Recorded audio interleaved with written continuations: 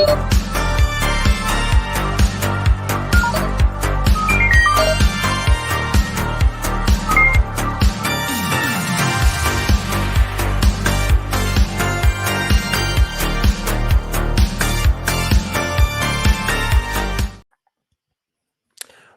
to another episode of Wrestling Tonight, covering all things pro wrestling. As always, live from No Cell Studios, I'm the Ace of Tavern, Acefield Retro, and joined on this great evening with the one bad Chad himself. What's going on, dude? Not a whole lot, man. It's another great week of pro wrestling. These are some of my favorite episodes to do when we have multiple promotions being featured in our top big three stories. So it's going to be a fun episode. Episode 50 of 52 in the year 2023, as we say goodbye to the year. We'll go through what we're going to be ending our year with. It should be very exciting, but 50 straight weeks of hard-hitting action, man. This has been a great show for, not only the Tavern, but I feel like for you and I, it's been one of those things where it's kept me very much aware of what's going on in the wrestling world outside of the bubble of what I'm usually consuming.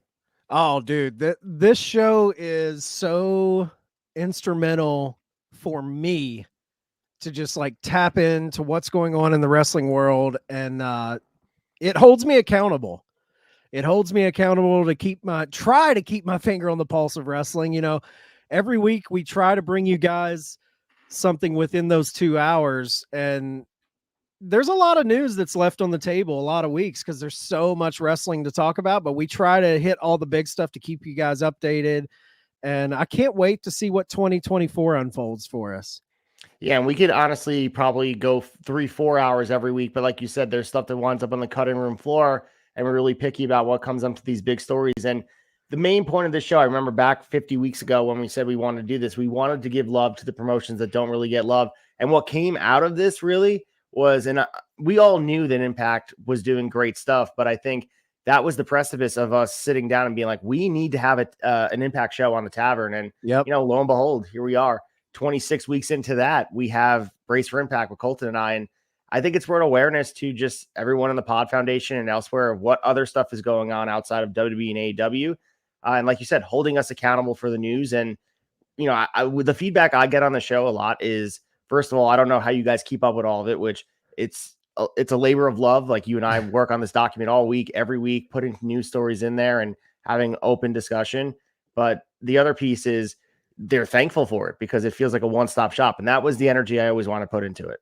Yeah, I remember we had floated this idea back and forth to each other when you were doing Shot of Nostalgia and I believe the Honor Society show. And we were like, man, we need like a kind of like a sports center of pro wrestling where we're hitting everything to keep you updated beyond just WWE and AEW, because there's a lot of podcasts out there that are extremely WWE heavy and there's a lot of AEW centric shows. So it's like we wanted to give love to the MLWs, NWAs, Impacts, GCWs, all of those shows, because there's so much good stuff going on, not only in the ring, but behind the scenes, the moving, the shaking, all of the stuff going on. And we've tried to do that. So if you guys have been along for the ride, or if you start your week and this is your Monday fix to get your pro wrestling in, or your Tuesday morning fix on audio, like, we appreciate it. Absolutely. And like I said before, I was alluding to it, but we are going to be starting 2024 with our first annual Tourneys Awards. So Chad and I are going to be dropping the categories soon on social media. Of course, we're not going to move past the last 2 episodes here because we know 2023 is going to go out with a bang. It started with a bang. We know something big is going to happen to lead us out. But the tourneys are going to be something interesting. We're going to get some feedback from the Pod Foundation, hopefully some feedback from some listeners, and really just award the best stuff of 2023 because, man, this has been a ride and the year feels like it's gone fast. But if you kind of put in the timeline of what has really happened, you look at even like the Bray Wyatt death and Terry Funk and the Briscoe death, everything that goes into it, it's like it almost washes over you. Like, I can't believe that was this year. I know, man. It's crazy. And I'm excited for the tourneys, and that'll be dropping January 1st. Like, so we're kicking the year off, recapping 2023. And I'm excited for it because I feel like, with the PWI and a lot of these awards that you see come out, fans are always like, man, there's a lot of emphasis on the big promotions winning these categories. And look, a lot of those are probably going to be towards the top in our categories too. But I feel like with the tourneys, the exciting thing to like look forward to with those is there might be somebody sneak into a winning category that's from a lower promotion. Like, we do not discriminate. It's about the impact you made in your brand, maybe not necessarily the bigger scope. So you might see a GCW guy pop in. You might see an MLW storyline work its way into our awards. You don't know. That's the fun thing. And just thinking about the news of 2023, man, like this show, as it goes on, I get excited for Wrestling Tonight because I'm like, we are really kind of becoming at least for the Tavern, we're like the history of wrestling. Like, you'll be able to go back and watch these shows. What's been going on? It's an oral history of pro wrestling, and just to track where everything's going, because 2023, man, all the loss we had with, like you said, with Jay Briscoe and Bray Wyatt, and all of the shenanigans that was going on with Vince McMahon, that was at the beginning of the year. All the shenanigans with Punk that kind of went throughout the year. Like, we've been there week to week covering everything. So when I look towards 2024 and this, TKO is going to be getting its hands deeper into WWE, like, we don't know where wrestling's going to be this time next year. Absolutely. And with 2024 on the horizon, let's get into big story number one about a company changing over. Big stories.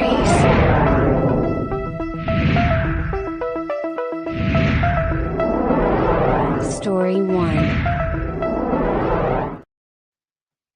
And we know that in 2024 will mark the reemergence of Total Nonstop Action, moving away from Impact. Of course, we saw the final streaming event that was happening on the Impact umbrella. We'll cover that in the quick hitters. But the big news story that has been dropping earlier this week was TNA Wrestling and Endeavor Streaming are partnering together for a relaunch of the promotion's TNA Plus subscription service. So this is going to be launching on Friday, January 5th. And the main conversation piece, Chad, has been obviously the mothership being Endeavor, being sort of working with collaboratively TNA. And we know that they are the parent company of TKO. And obviously TKO works collaboratively with WWE and UFC. So that is the union there. And that bridges the conversation. Of course, it's not that much of a leap to talk about maybe the Forbidden Door is opening that way. We know the relationship among other promotions. To me, it seems more likely that something would be going down with TNA and WWE. We saw even recent history, Mickie James showing up with the Knockouts Championship at the Royal Rumble. Triple H is more progressive in the way he does things. As far as this app relaunching, this is going to be the same app as Impact Plus, maybe with a little more pizzazz on it, maybe a little bit more polish. I'm a subscriber of Impact Plus, obviously, for doing Brace for Impact. Having the ability to go back and watch the full discography of everything they have is amazing. But I pass it to you, man. What are your thoughts on this, and what do you think the big story is? And it's much to do about nothing with Endeavor being here, or is this just sort of business being business in separate categories? I mean, obviously, it's a big deal for TNA Impact to get a very, very professional company to shepherd in a streaming service that we can rely on, because I think Impact Plus has been, it's good, but it definitely has its flaws.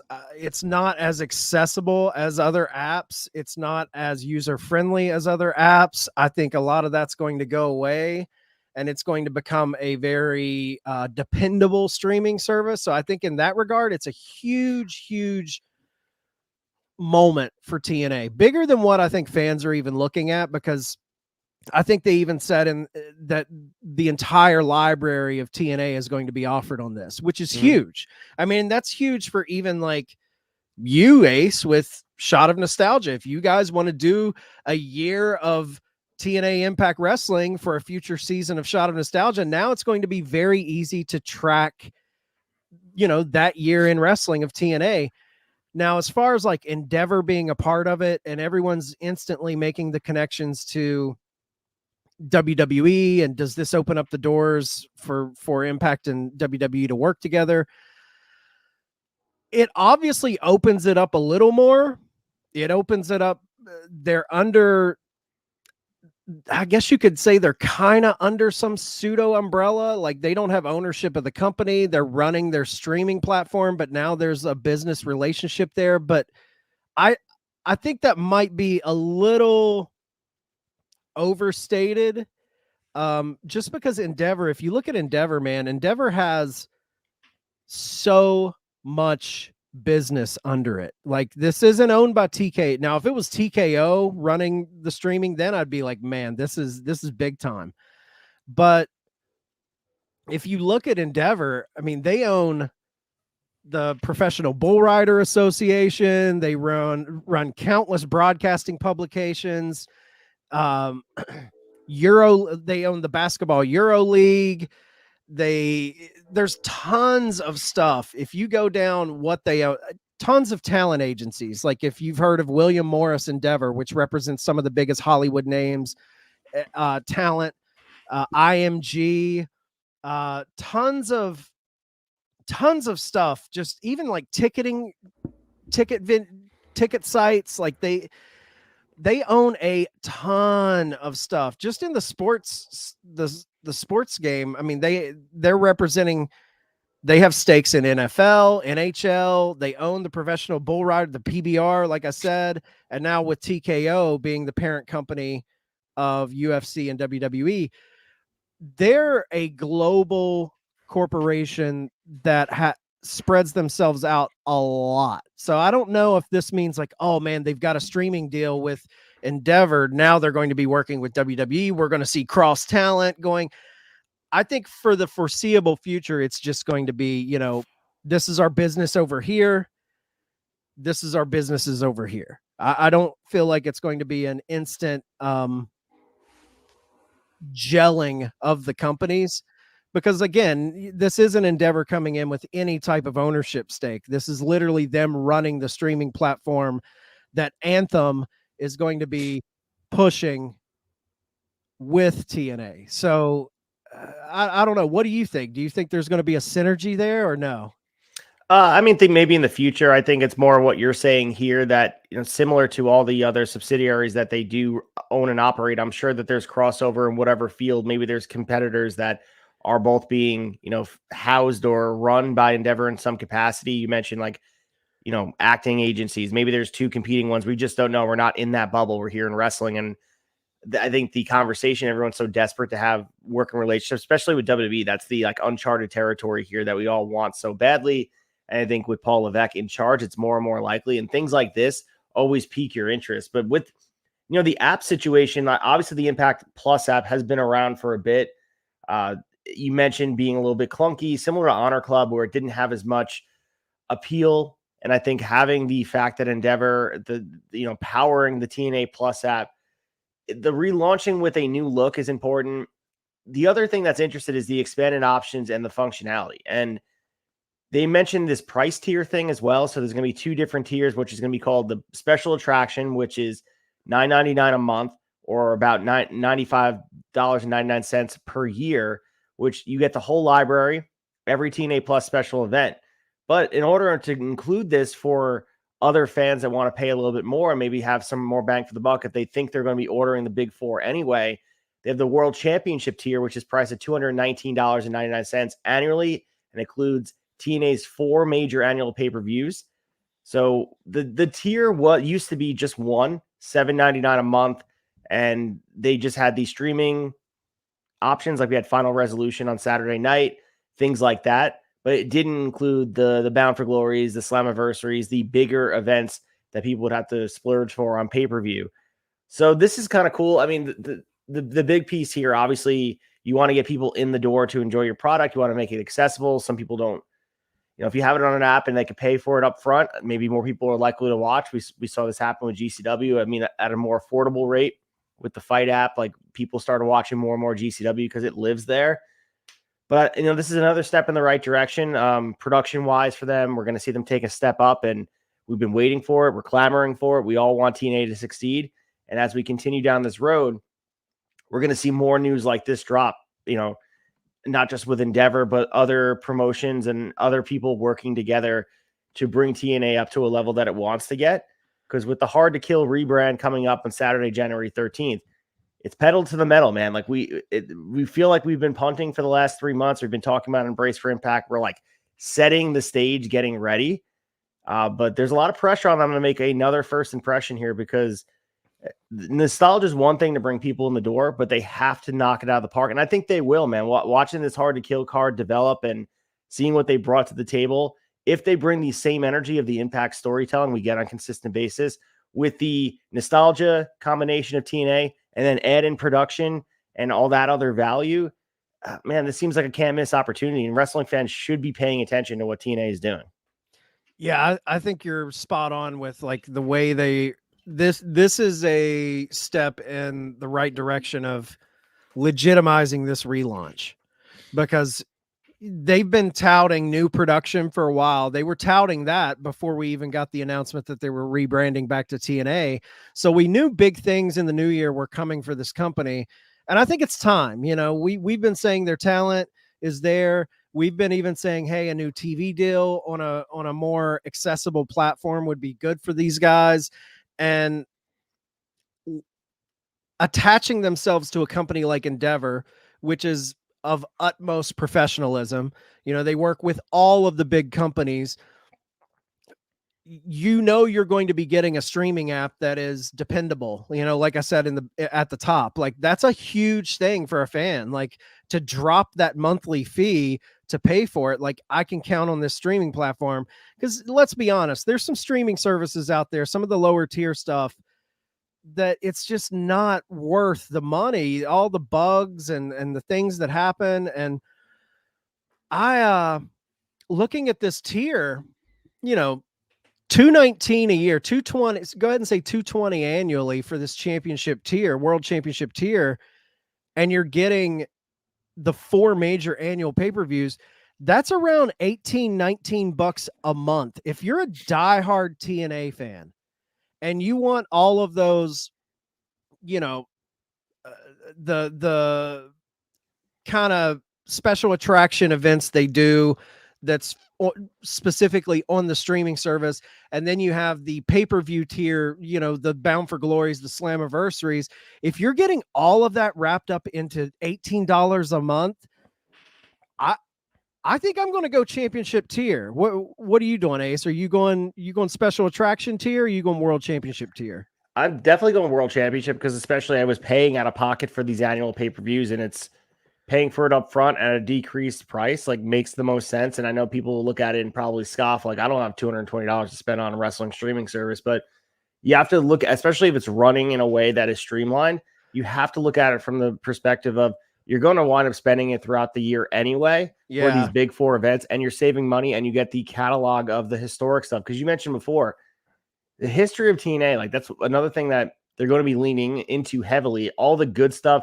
And of course, with the good comes the bad, but nostalgia has rose-colored glasses. So a lot of the stuff that everyone was perceived, those weekly pay-per-views on Wednesdays, the backwards battle royals, the botches, that kind of like the cringy characters, Hulk Hogan's time in Impact / TNA, that type of stuff is going to resonate with fans. And maybe they tune in and check those things out almost, in the same energy that, you watch New Generation WWF with. I always rip on it, but like there's something that glosses over where all of a sudden, like what you grew up with becomes sort of the norm, and you have this warm, comfy feeling of watching shitty wrestling sometimes. And absolutely, there's something about that's what I was saying with the nostalgia thing of TNA. That's going to bring people back in the door.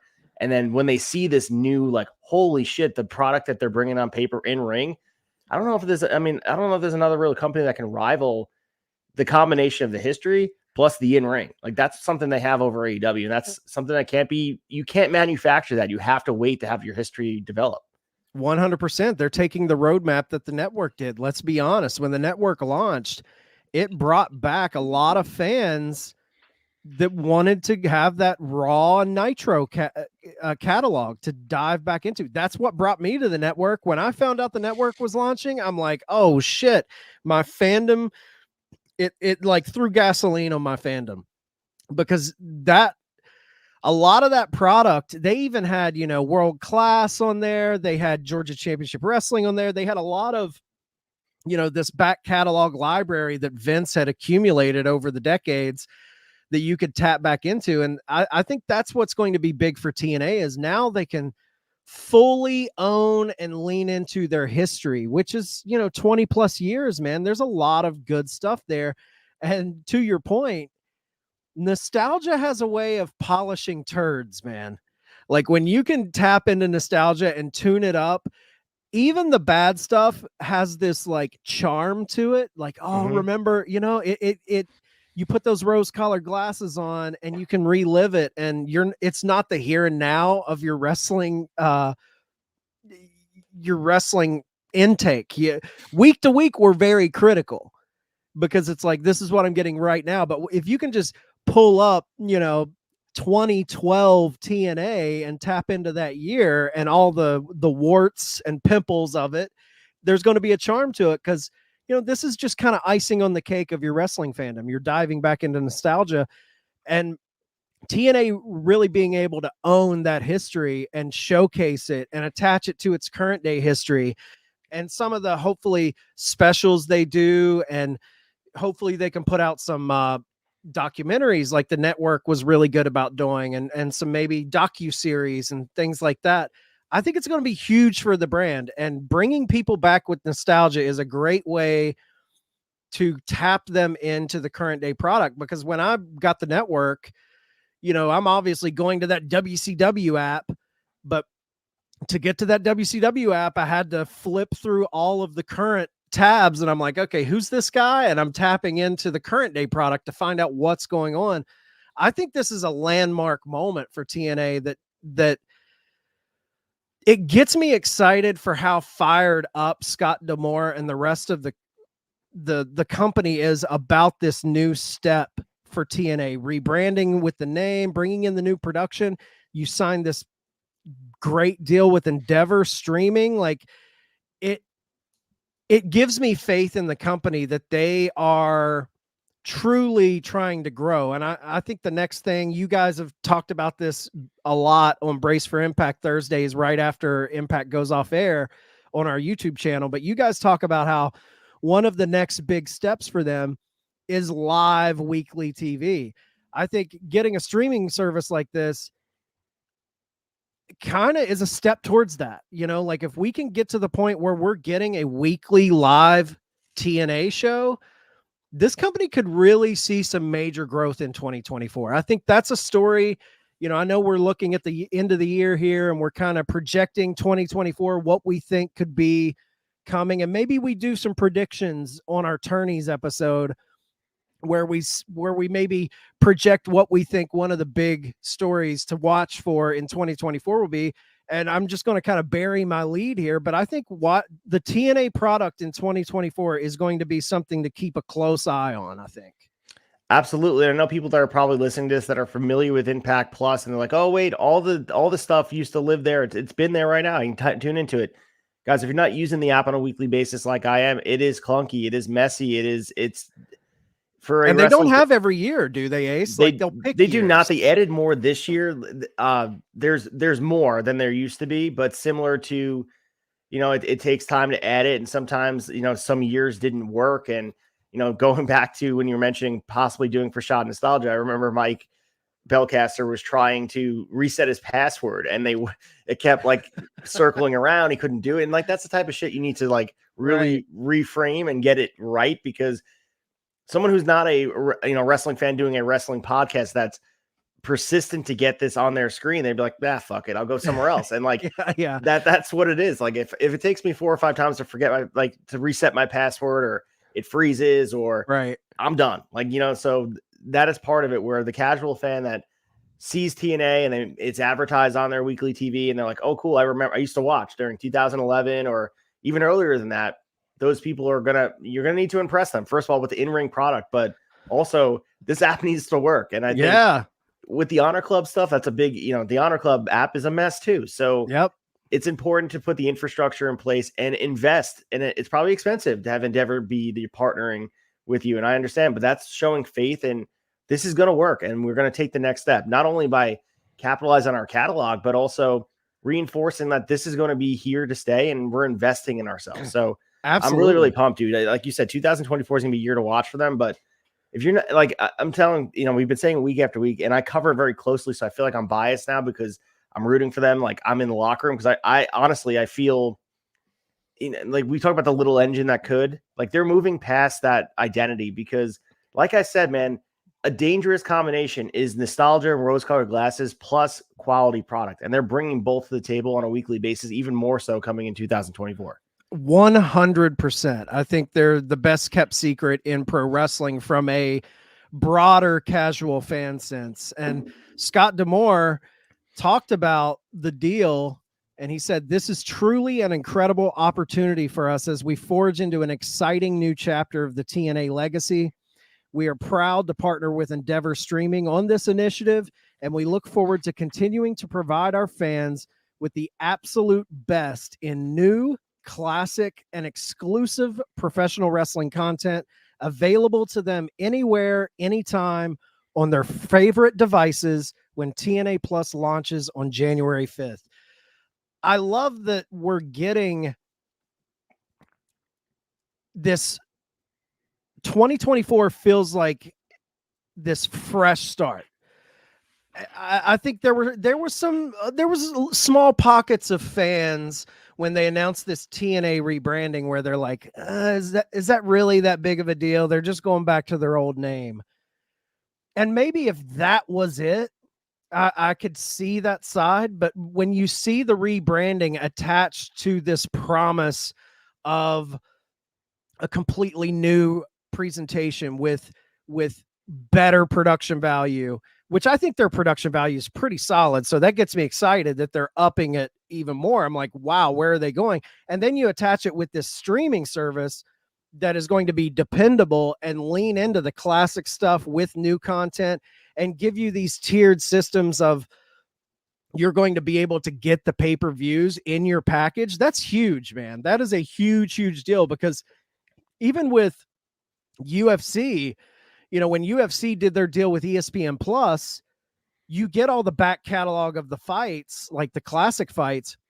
But even with UFC, and this is something to watch with WWE and Peacock, like as that deal comes up, how are they going to handle it with TKO? Because UFC, you still have to pay for the pay-per-views. Like you're paying your monthly fee, but the big fights, you're still having to shell out $79.99 to get those big fights. So to be able, this is definitely ran more like old school WWE Network Peacock, where you're paying your premium and you're getting the pay-per-views included in the deal. That's a huge thing because I think, all the scuttlebutt of AEW going under the Max streaming platform in the future.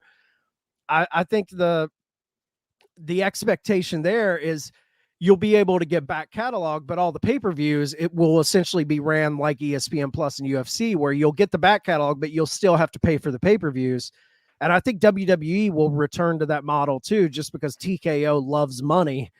But to be able to shell out, $220 for an annual membership and you get all of their pay-per-views, that is a big, big deal. For me, I would rather take that Christmas money, shell out my $220, and know for 2024, anytime Impact TNA has an event, I can just pull up my streaming service and it's there.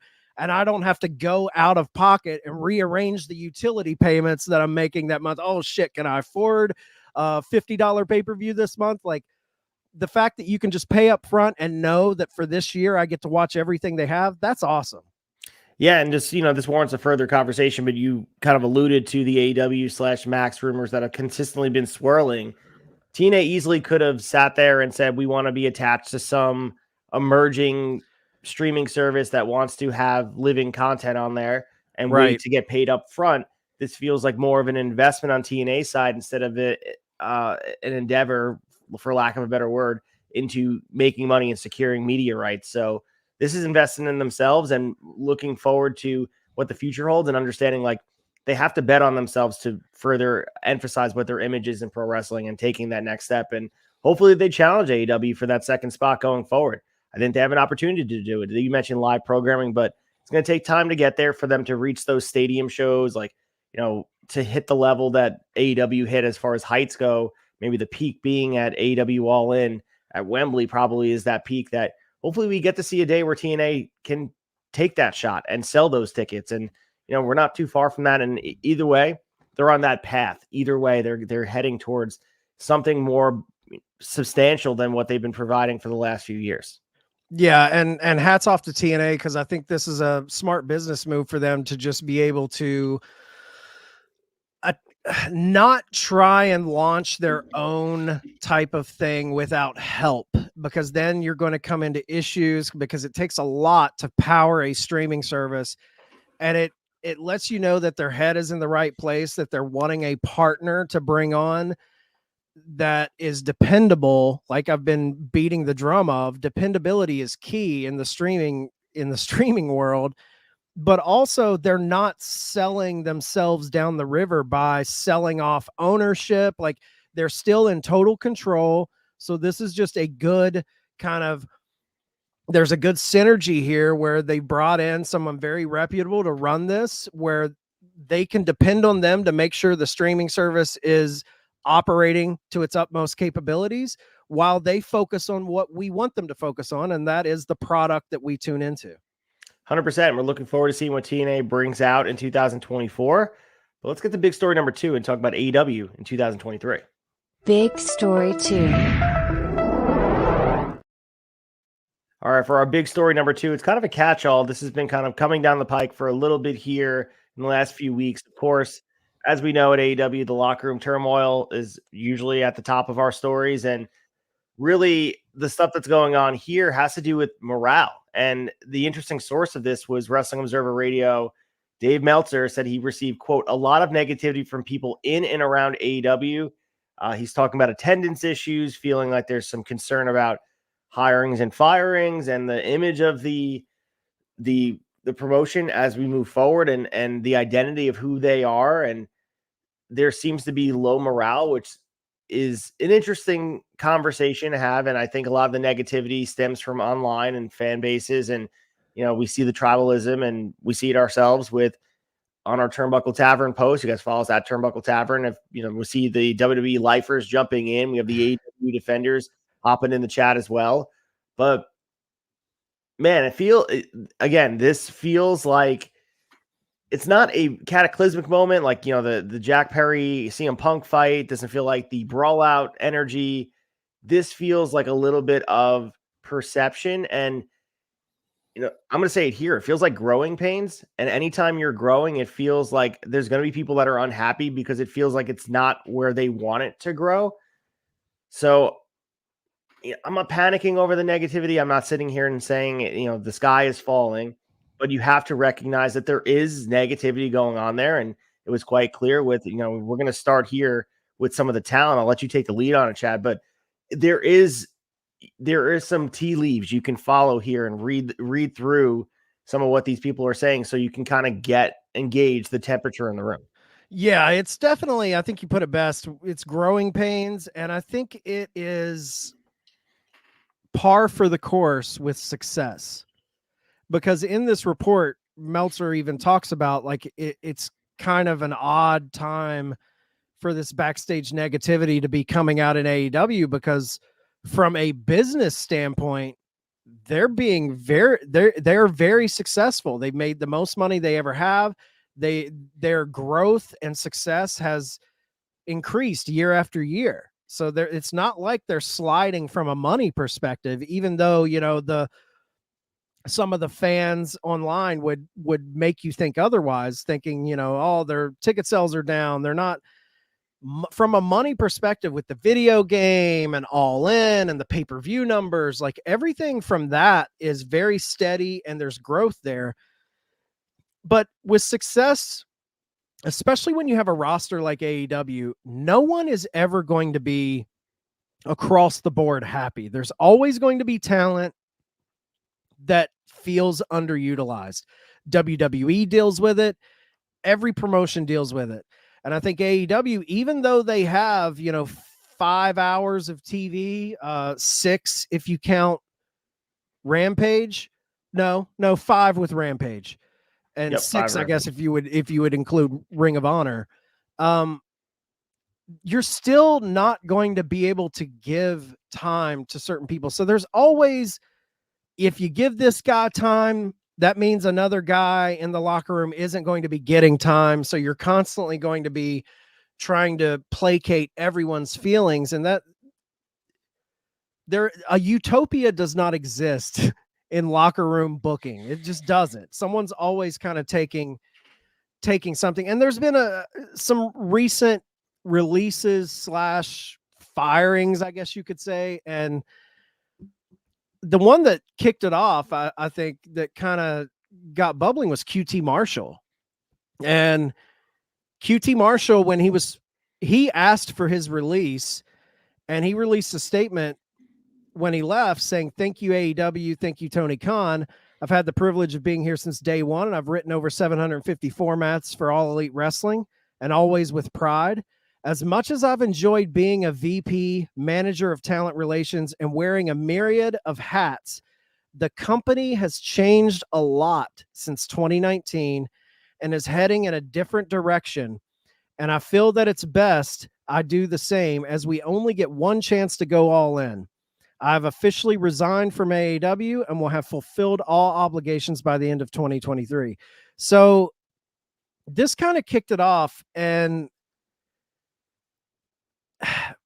I think the key phrase in that statement from QT Marshall is, the company has changed a lot since 2019 and is heading in a different direction.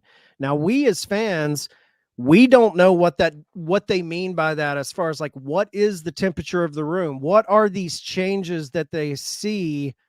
Because I got to be honest, from just a fan perspective, I feel like these last 5 or 6 months of AEW has felt more true to the first 2 years of the company that I really loved. I feel like there was when Punk came in, although it was great, that was when it felt like it was different to me. I feel like from a just on-screen product, I feel like the AEW I'm watching now feels more true to the AEW of the pandemic era that we all loved. But QT's in the weeds, he's in the foxhole. He's feeling this. What is it that makes him feel this way? I know there's I think there are things. QT wants to be an in-ring talent a little more. I think some of his backstage duties kind of prevented him from really going after that. And let's be honest, fan backlash for QT Marshall popping up in segments on our weekly TV while Malachi Black isn't being featured wasn't very positive. So fans weren't excited to see the factory and, QT's crew. And I think that keeps Tony Khan from wanting to feature him, and him asking for his release. QT's been doing great things in AAA. Maybe he wants to move into more of an on-screen talent perspective. What's your take on this QT Marshall thing? We'll just go blow by blow with some of this talent stuff. Yeah, I would say the QT Marshall stuff was the first blow that we were kind of talking about. But everyone just assumes when the company's moving in a different direction that it's a bad thing. And I think that's what people get stuck on, that QT Marshall's comments means that AEW is changing in a bad way. But change isn't always bad. And as you mentioned before, growing pains, there's going to be people that are unhappy. If we go back to 2019, they were a much smaller company. And the goal is to grow into a promotion that can have shows like they had at Wembley. So there's going to be the original contingent of talent / producers in the back that feel like it's not the same, revolutionary energy that they were bringing into. QT Marshall was a day one guy. He was there in those initial segments when they were announcing. He's sitting across the table from Cody Rhodes. Yeah, when he's eating the apple. Cody Rhodes, that AEW is gone. And It's not such a bad thing. We mentioned the spirit of AEW and bringing that back. Last week, we were talking about the feeling as a fan, tuning in on Wednesday night. You felt like you were a part of something, and that disappeared. That just happens. It's not anyone's fault. It's not like there wasn't always going to be an upward climb. This is a roller coaster for a promotion. Hopefully they get to a point where they're at 25 years in, where there's ebbs and flows, and we're going to be talking about the history. But I think looking at people highlighting like, see, AEW is changing. It doesn't mean it's in a bad way. Right. And I don't even think QT Marshall meant it in a bad way. It just means that his goals, whether it be in ring or elsewhere, his image of what he wants it to be has changed. And like even bringing in, Mike Mansouri and having the production side of things, it's not going to be the mom and pop energy that you used to have. It's not going to be a glorified independent show. So, and that may be what some people wanted it to be. And, we're seeing some of the initial reaction from fans. There's always going to be people unhappy. And I think as wrestling fans, you and I were talking about how we felt when the product didn't feel, as cohesive as it did during those years. And maybe people felt more attached to the years that I felt it was distant. Who knows? That's like, all of this is subjective to feelings in the back and feelings when we watch on the screen. The QT Marshall thing didn't bother me. Like everyone's like, oh my God, things are changing in the back and things are going to go really, really bad from here. The company has established itself to have infrastructure in place where if a guy like QT leaves, a guy like Cody leaves, a guy like, anyone on this roster can leave and the company continues to stand. And that's a testament to what they built and what QT helped to build in the first place. So, I think that there's some truth to what he's saying. I don't think he's wrong. He's entitled to his opinion, but I don't think it's a negative thing. Change sometimes is good and change is necessary. I agree. I think for him, it's changing and a lot, sometimes you have to look at it's changing for him as well. Like what he aligned his career with maybe didn't run parallel with what AEW is doing. That doesn't mean it's a bad thing. And I know there's been, like you brought up Mike Mansouri, who is the co-executive producer of AEW. He was responsible. He worked for WWE for years, very respected, talented at his game. Everyone's like, well, they're bringing WWE guys and they're firing guys that brought them to the table, because Mike Mansouri, another piece of this backstage negativity, perceived backstage negativity, is Mike Mansouri, longtime WWE guy who got hired this year by AEW to come in and run their production. He fired the AEW vice president of post-production, Kevin Sullivan, who had been with AEW since day one. A lot of their crew, camera guys, all of that were hired by Kevin Sullivan. I believe Kevin Sullivan worked a lot with Impact and TNA, so he kind of transitioned into AEW and he's brought them to the dance. You want to keep the people happy that got you there 100%. Even QT, like the guy's done a lot for the company. All the respect for the hard work that he's put in to get this company to where they're at. But this goes back to those, growing pains of he's brought you to this moment. But if you're wanting to keep continuing to grow, maybe QT isn't the guy to continue to do that job. Maybe Kevin Sullivan doesn't fit into Mike Mansouri's idea of where they need to be to continue to grow. We don't see what they see. So Meltzer noted that there were a lot of unhappy people about the decision Mike Mansouri made to fire Kevin Sullivan. And he believes that's why some of the negativity in the behind the scenes is, that there's a lot of like, hold on, you're bringing in these WWE guys and you're getting rid of the guys that brought us to the dance. But look at any company, man. Look at any company. Sometimes you have to, maybe this isn't fair, but you have to trim fat and bring in people that are more seasoned. And as much as we're critical of the WWE product, if you bring guys in, especially, I'm not talking wrestlers, I'm talking purely behind the scenes production guys. If you're bringing in guys who have done the job at WWE for decades and they've done it, that means they've done it at the highest level. WWE is the best company from a production standpoint, from a size standpoint, from a got eyes on the product standpoint. If you bring in guys that have worked behind the scenes with WWE, they know live TV pro wrestling. That doesn't mean they're going to, they're becoming WWE light. I don't see that at all. I just see you're wanting a guy who knows how to operate the production of a wrestling show. So we don't know the ins and outs of the firing. I know everyone was like kind of up in arms because Tony Khan didn't save the guy's job. I look at it a totally different way. Like Tony Khan not stepping in to save Kevin Sullivan's job, because Mike Mansouri supposedly was the guy to make the call to fire Kevin Sullivan. What that says to me, kind of taking the glass half full approach, what that says to me is Tony has found a guy he can rely on to make tough decisions like that. He sees enough talent in Mike Mansouri and what Mike Mansouri's vision for the on-screen product of this. He sees a guy who he can delegate power to make calls like this, and he can lean on him and trust him to make the right decisions.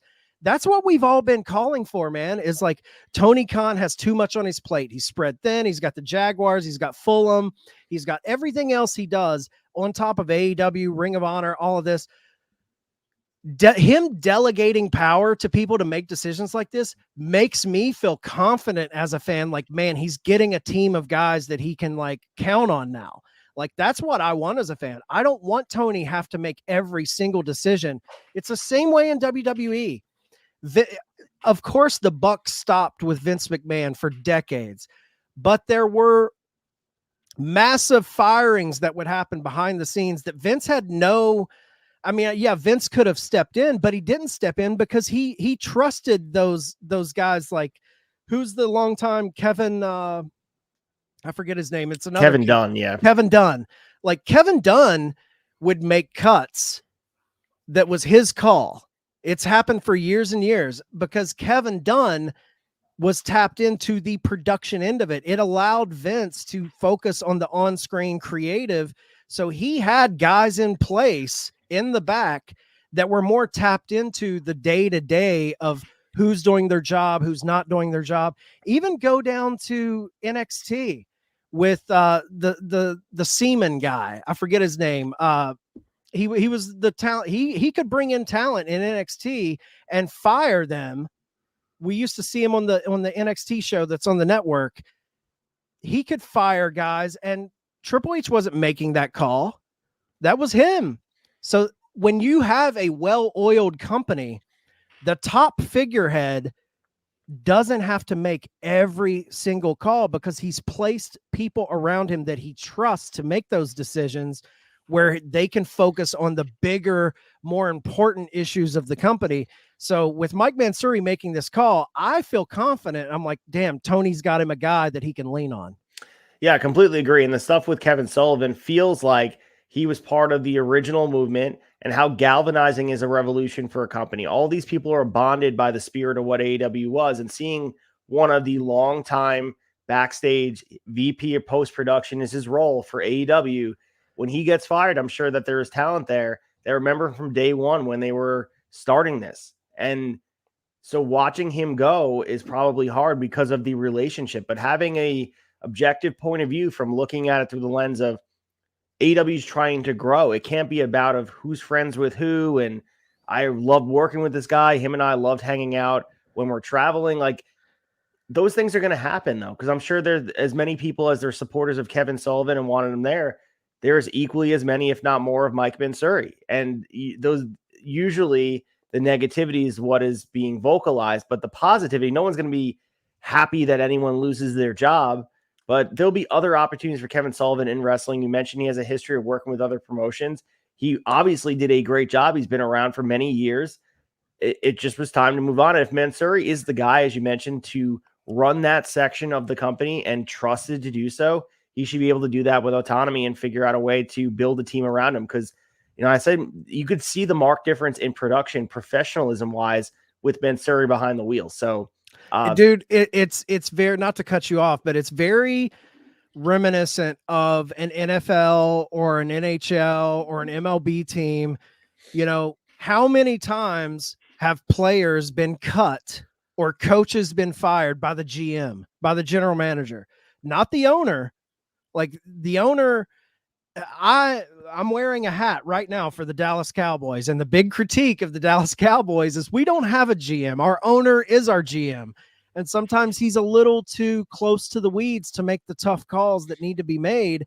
So when you have an owner constantly butting in that's maybe not tapped into the day-to-day, it can hurt you in the long run. Like having those guys, just to reiterate what I said, having those guys you can lean on to make those tough decisions. I think for a company to really grow, you need those guys to make those tough calls that maybe the owner isn't there in the weeds seeing what's being done. So I have no problem. I don't want to see anyone lose their job, but you have to trust in the process and think that they see something that we don't. 100%. And we had some more talent comments if you want to get into the Jeff and Matt Hardy situation. Yeah. So Jeff Hardy came out on his brother Matt's podcast, The Extreme Life of Matt Hardy. And Jeff said, when I first came to AEW, it was pretty exciting. I didn't know what was going to be happening in the near future, but I think the last time I was in this extreme dimension of y'all's podcast, I said that in WWE, I felt like I was a ghost just walking around backstage. And honestly, man, I kind of still feel like that at AEW just because of not being involved in something cool. I feel like there's something so special that we, Matt and Jeff, have within us to really bring out. So Matt Chad, said that. I mean, let's start right here though. Yeah. The elephant in the room here, these are self-inflicted wounds. They were on the precipice of having an AEW tag team championship run. And what happened? You know what I mean? So like you could be complaining about your spot on the card, but like how could you rely on someone that continues to slip up in that direction? And I'm glad Jeff got the help he needs. He has a job still where AEW probably could have moved away from it because obviously WWE did the same. But I mean, what kind of meaningful program right now could you give the Hardy Boys to do? First of all, Matt Hardy's been limited in the ring. Jeff Hardy has the stuff. I mean, another DUI happening under the scope of AEW when you're about to win the tag titles in a ladder match. You want them to invest again? Like, come on, let's just at least have some perspective and some context. 100%. Podcast or not. Dude. 100%. I can't take Jeff seriously here because they were brought in. They were super hot. They were on their way to winning a tag title. And then Jeff gets that other DUI. And it's not like his first time. He is a repeat offender in every company he's been in. TNA, WWE, there's been personal issues like that. So, I mean, Jeff, what do you expect, dude? Like you can't build something around a guy that you're hesitant of. Can I depend on this guy? We've heard Jim Ross and multiple guys in the pro wrestling business talk about availability and dependability are two of the biggest things a pro wrestler has that helps them. And availability and dependability are two things that Jeff, from a historical standpoint, has not had. It would be one thing if he came into AEW and it's been a clean record, but the dude comes into AEW and then the same thing happens that kind of followed him in WWE. Like that's going to put you on the back burner. You know, it just is. Like if I'm Tony Khan, it's like, how can I depend on this guy? And that's not even speaking to Jeff and Matt. They're not the Hardy Boys of old. They're a little bit limited, you know, as far as like, when you match them up with some of the younger talent in that tag division. Now, I do think they could be featured in other ways. Yes, but that comes with dependability and availability. Now they're on the straight and narrow, but for how long? For, you know, what are you supposed to do if you're Tony Khan? Now, Matt Hardy also had comments. Matt Hardy said, I'll say just creatively, we've been the way we've been utilized the last 4 months. It's been very frustrating. We've been very patient, but there's been a lot of frustration with things we've done and kind of how we've been utilized in some ways. Again, it's like, take a step back. I know Matt has been definitely a little more in line with walking the company line, and he's kind of taking the friendly fire of his brother where he's attached in this tag team. But at the same time, dude, it's like, what do you expect, man? Like people forget when Matt Hardy came in, they brought him in huge. He was in with the Elite. He was in with the Inner Circle storyline. They did the Stadium Stampede. all the stuff in the pandemic. He brought in Broken Matt Hardy. Like, there was a lot of stuff, even his feud with Sammy Guevara. He's had a lot of stuff in AEW. It's just when Jeff came back, you kind of caught the friendly fire of your brother. Like, and I do think, I know he said they've waited, they've been patient. And I think patience is key in pro wrestling, because now with Christian and Edge being in this company, you got to think, if you just play your cards right, there is something coming. You've got two of the biggest tag teams tied up with the TLC history. You know, something down the road is probably going to happen with those two tag teams and the Young Bucks thrown in there probably. And there's going to be some sort of nostalgia feud between these teams. So stay patient. But when you're coming out and saying things like this in light of what happened with Jeff Hardy and the DUI, I feel like you're being a little, you're not reading the room. And I think by releasing comments like that, it doesn't make Tony Khan more apt to throw you in if he's seeing disgruntled tweets online. And this just goes to show, like, all of this social media stuff. Sean Ross Sapp even reported that Bryan Danielson has a new role on the disciplinary committee, where he's empowered and entrusted with fining AEW talent for social media misconduct. Now, I wonder, I don't think this is like putting a muzzle on talent per se, but I do think, like, shit like this, I want to hear talent air their grievances. Even in WWE, like when FTR or rest in peace Brody Lee would come on social media on Twitter and say, I want my release. You know, I like that, because it gives a voice to the talent that, you know, sometimes we want to hear that as fans. Like, how are you really feeling? But at the same time, WWE can kind of shoulder that. But when you're coming off the heels of all the negativity with CM Punk and All In and Brawl Out and all of that stuff, little tweets like this kind of fuel that fire, and they fuel that discontent with the fan base, where I wonder if things like this are going to fall under that fining of social media misconduct.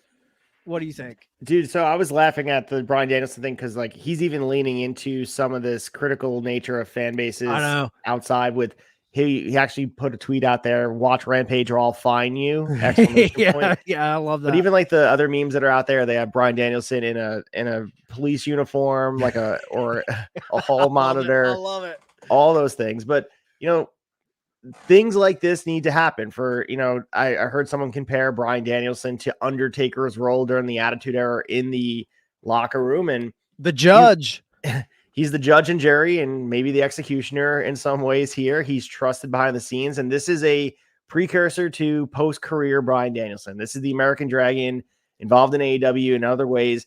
And yes, you don't want to have, you use the word muzzle, I think it's appropriate. You don't want to have this controlled radio type of stuff with AEW, but when there's negativity out there, you have to find a way to keep it in-house. And I think that's what we've all been talking about with the CM Punk situation. Everything lived and breathed on social media and the dirt sheets. And as great as that is for us to have this here, it doesn't breed a positive work environment. And for Jeff and Matt Hardy to have that conversation, maybe that could have happened behind closed doors, not on a podcast. And it's the knee-jerk reaction of society we live in. So it's hard not to, if you're asked about it, not to say something that maybe you'd want back. But that type of comment, like you said, you're not apt to being pushed. You're not apt to be in a direction of, oh, okay, yeah, we'll push them because you said that. Because again, that's set in the precedent down the line that other talent be rewarded for saying negative stuff about the company and then being rewarded for it. So, you know, I understand it's frustration coming out in an impulsive way from the talent out here, but to me, you have to find a way, and hopefully the fining is a external sort of consequence that will get them to stop doing it, but have the conversations in-house, you know, call a meeting with whoever it needs to be, Bryan Danielson or Tony Khan, and say, we would like to be featured in a big way. And maybe Tony says what we said before, you need to be reliable and find a way to, because we have stuff on the books for you. How do you not, with Edge and Christian in the company, like you were saying, at least doing it on a big Dynamite or potentially a pay-per-view, just kind of have to continue to ride it out. As you mentioned, there's only 5 hours of production to have talent on there, and the roster is so loaded. You have to kind of just be patient. And I don't know what the answer is. Is it trimming down the roster to a point where everybody's essential, and then you worry about injuries and who else is there, or you let them go back to another promotion? I don't know what the answer is, but they're right now, they are so, and they've trimmed down the roster and a lot, and they've added content, but there's still not enough time to feature money of the talent. We haven't seen the Acclaimed in how long? It's been 3 weeks at this point. So well, it's like Ethan Page too. Ethan Page was on the Chris Van Fleet show this week, and he was talking about how, he alluded to a lot of stuff in his personal life keeping him on the back burner after he had that little run with, American Top Team and Paige Van Zandt, Scorpio Sky and Dan Lambert and all of those guys. And it was a premier week-to-week featured spot. And then he was in the Firm, and the Firm kind of fell apart due to outside unforeseen circumstances. And he asked to go to Ring of Honor. He asked to go there because he's like, I want to work on myself. So send me to Ring of Honor so I can get reps in and I can work my way back to the main roster. He wasn't being negative about it. It was his choice and he wanted to do that. But this, you talking made me think of, Miro and Andrade when they were being negative online, they disappeared. Because you can't, there's certain talent, they can voice grievances and maybe they'll get a little bit of love, but for the most part, you can't just placate the whims of every talent that bitches on social media. You just can't, because that sets a bad precedent. And, Miro and Andrade, when they were being hypercritical online, they disappeared for a while. I mean, there were injuries in there. There were reports of Miro not wanting to take certain storylines. So who knows what was really going on. Now there's another talent that made a tweet, but this one is a little bit different in my opinion. Now we had Britt Baker came out and she released a tweet that said, tonight's Dynamite, MJF had a live promo time of 7 minutes. Christian Cage's live promo time was 10 minutes. All of 2023 Dynamite, Britt Baker live promo time, 0 minutes.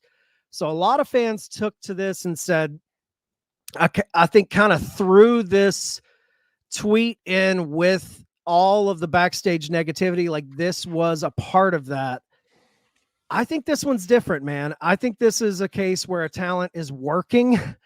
I think she's been injured. It's been pretty known. She's been dealing with a back injury. I think Adam Cole being out, she's kind of taken time to kind of have the fans miss her. If you follow her social media, she's even been poking fun at this tweet because she was at the Jags game and she was holding a sign that said, "Go Jaguars," when we know Britt is a Steelers fan. And the caption read something like, "Company girl," I'm a company woman or something like that with a laughing face.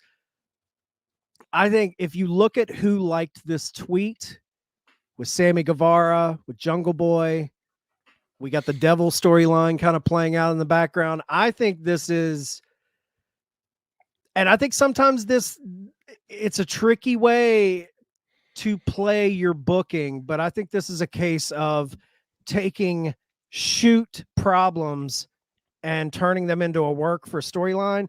Now you can say that adds to fuel the negativity online, but I don't see this Britt Baker situation falling in with the Hardys and QT Marshalls. Yeah, no, I agree with that. My initial reaction, especially with doing the detective work of seeing who liked it, made it feel like it's part of the Devil storyline. You said it probably is bad timing.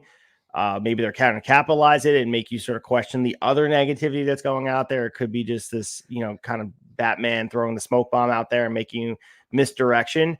But if this is taken on surface value that she is upset, and she mentioned MJF and Christian Cage, two of the best promos right now, maybe of all time, doing their best heel work and face work at the same time.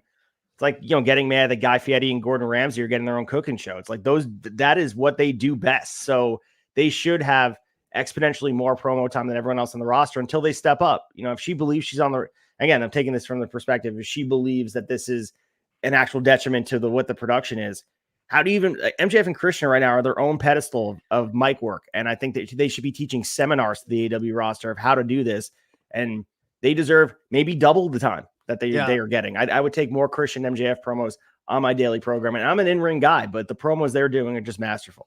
That's why I think it's a work. I mean, if you've heard Britt's interviews in the past, how much she loves this company, how she wants to retire with this company. I think Tony loves her. Look at all you got to do is follow social media and see how much they hang out. I think this is all 100%. Especially her singling out MJF and Christian Cage, the top 2 promos in the company. It's not like she's singling out some, ROH talent. She's singling out the top 2, saying that they have promo time and I don't. There's your sign. That's all you need to know, that she's kind of, I think it works into the Devil storyline, mentioning MJF, the top promo guy in the business, not even in the company, in the business right now.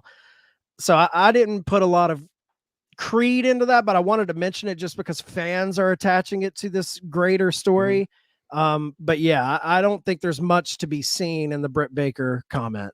No, absolutely not. But if you want to look at it from the perspective of earning time on screen and pushing your way to the top of the card in ways of just making yourself undeniable, Christian and MJF are examples of talent making, because if you go back to when Christian first came in this company, if you want to do the contrast between the Hardys and Christian Cage was doing a lot of the face work, and he's like, outwork everybody. And it just was like, I was not feeling the Christian stuff. It felt like TNA. It felt like his run there. It felt like they were trying to be WWE light.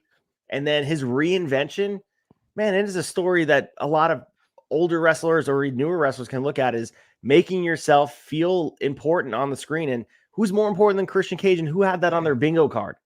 100%. As far as when he came in, when he was signed to the company, it was understated. And if I remember right, when they announced him on the stage at the pay-per-view, I believe it was at a Revolution, he was announced there and people felt, really, that's the big announcement? Everyone was disappointed. He's all elite. Man, this guy's been an MVP caliber player on the floor consistently, and he's can't miss TV. So like, arguably the best, arguably the best storyline going right now, the best character work. I think he's the best heel in the business right now. I think Christian's doing the best work of his career. And he was tied in with the Kenny Omega belt collector. He got that big win over. He had a little run with Impact's title when they were doing the joint co-promotion stuff during that time. But it goes back, and this is just, I'm not hitting on Britt here because I think all of that is a work, but it does go back to a thing that I hear Jim Ross say all the time, is you got to make your minutes count, man. Even if you have a minute of TV time, if you go out there and grab the crowd, eventually people will take notice. And the people that really climb, they make those minutes count. 100%. Well, let's get back to big story number 3 and make the minutes count for Ring of Honor Final Battle. Big Story 3. So we have Final Battle coming up this week, Friday, December 15th from Dallas. And, the conversation here, we have the card being circled out. And of course, we want to give it its credence and talk about all the great action that's going to be in the ring. But we have to lead with, I'm trying not to lead with negativity, but there is some concern with the attendance that will be here in Texas for this event. So WrestleTix was reporting that Final Battle has yet to cross the 1,000 tickets sold threshold. As of record time, they're probably close to 1,000, a little bit over. The event had only sold 996 tickets as of last Friday. So right now they're currently set up to hold about 3,800 fans, 3,700 fans, which means they need to kind of move all these tickets. And we saw, we'll talk about the card, but we saw them kind of reach into the inventory of the AEW side of things and put some star power on here, even without, the immediate story and feeling like there's a need for it. I think they're feeling the burn here. And this is I don't know, man, like with the Ring of Honor, and this is going to be a great card. We know every time they put on a pay-per-view, it's always bang for your buck. It always feels like you didn't waste your money. It's always really good. But this may be, I don't know, the sign that it is that Ring of Honor should kind of either live on a streaming service right now as a tab historically and move away from at least having pay-per-views on a monthly basis, especially like what could the buy rate for something like this be if the tickets are not moved? Chad? Yeah, it's current day Tony Khan Ring of Honor has a large hill to climb, in my opinion. And it's because of the historical relevancy of the brand itself, Ring of Honor. When we think of Ring of Honor, we have all of this history attached to it, and we think it should be featured in a way that is kind of similar to the way it's been promoted in the past. And when you look at it like that, I mean, this is a far cry from the Ring of Honor that we love. You know, when Tony Khan announced that he bought this company and he was going to run it still as a company on its own, kind of parallel to AEW, there was a lot of skeptical people. How's he going to do this? How's he going to keep both of these brands relevant? I think it would do. The ticket sales are, I mean, it's to be expected, you know, like it lives on Honor Club. You see a few AEW talent, or you see a few Ring of Honor talent featured in AEW, and the belts kind of play accessories to talent on AEW television. I think it would do a lot of good if there was some sort of rebranding or some sort of mission statement re-clarifying what Ring of Honor today is. Because in my opinion, when I look at Ring of Honor, it seems like a place, I don't want to say it's developmental, but in a way it kind of is now. You know, you've got it feels like early NXT in a way of early NXT had good developmental young talent that need ring time, that need to grow, but then they would put in some of those legends to help them work. Some of the independent legends would go down there and work with them to get the young talent kind of brushed up.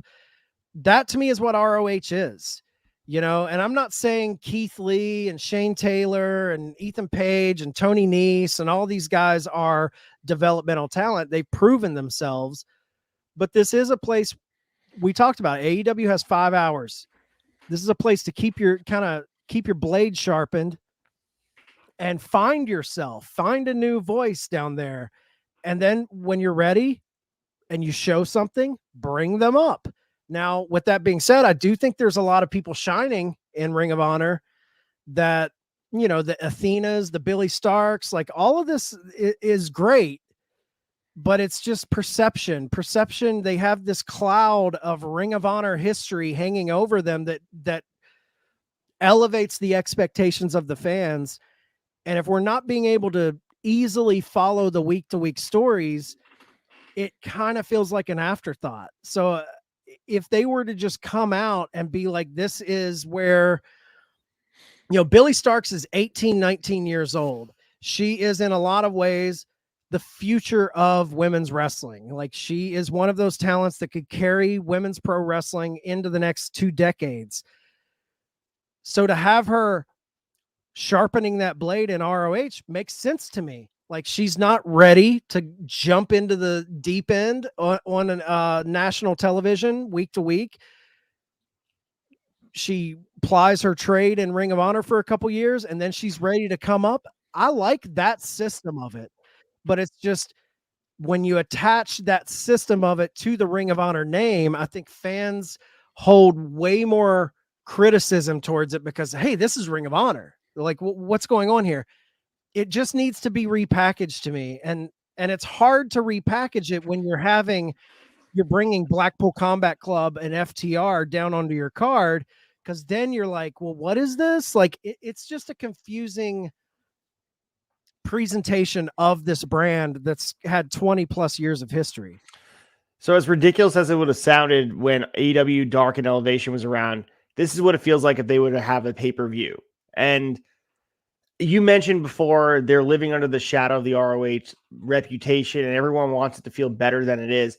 And I think Colton and I talked about this on Honor Society, and I mean, point in case, we stopped covering Ring of Honor because of just how, it is the worst case scenario for me as far as being developmentals. If you're covering on a week-to-week basis, those shows just feel contrived. They feel just effortless. They matches for the sake of matches. Yeah, and it's also not. It's not to say that they're not working hard, because they are. There were some good matches on there, but for me, looking at ROH, this needs to be completely removed from AEW and separated. And if you want to run it, it needs to be given to a separate team. You need to hire staff, give it to someone like Jerry Lynn, Dean Malenko, someone with the history of wrestling that could be, this is my baby. This is what I'm going to be doing. And it starts with where they're running the show. And having these arena shows on TV is one thing. I mean, the presentation on TV is horrible. You're inundating the live audience with content for the sake of content. Like you said, you're just trying to get it done. That's what it feels like. You're trying to get the ROH tapings done, and it's in an arena that people are not reacting. If you put this ROH product with this roster, because if you look at the roster that's on this card, loaded beyond loaded. Like, you could build a company around the guys that are right now on this card. They are just main eventers, bright young stars, veterans. Like, it feels like a really streamlined roster. You're looking at Final Battles card. If you put this in a Queen's Elks Lodge, if you put this in a smaller, intimate environment like Shotgun Saturday Night used to house, having these different places, the venue would change the perspective. Because right now we're looking at 1,000 tickets sold. If you made capacity 1,500, all of a sudden that, oh my God, we only have 1,000 people, feels like, oh wow, we have 1,000 people, and the energy in that room, whether there's storyline, it could feel like a movement. And the energy that used to be ROH was, when I used to see them at Sports Plus in a ballroom, that was what I loved about Ring of Honor. And you had these huge up and coming stars with guys that were coming in from elsewhere and coming across the whole world. And it just needs to be removed. I don't want to see the ROH belts on TV anymore in AEW. I think they need to live in separate boxes. If you want to do cross promotional stuff, treat it as if they're in their Impact, just run in-house. We talked about Endeavor and TNA working together. Treat it like that. ROH should live separately. There should be almost like separate fan bases, of course, and like crossover. Almost make it feel like AEW doesn't own it, because I think right now it gets watered down and it feels lesser than.